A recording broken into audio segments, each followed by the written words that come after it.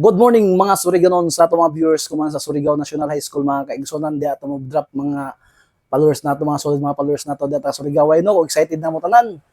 Neto brand new na sapatos gikan sa GD Show Shop mga kaigsonan. Kamang pamanihan taon dya nato kas na pagrasya ni Kagusok no o gift certificate gikan sa KFC mga kaigsonan no. Mao na mga solid followers Surigao ay follow ninyo ko man ako video i-like and share mga Kagusok mga followers sa Surigao National High School o brand new na sapatos gay sa GD Shoe Shop.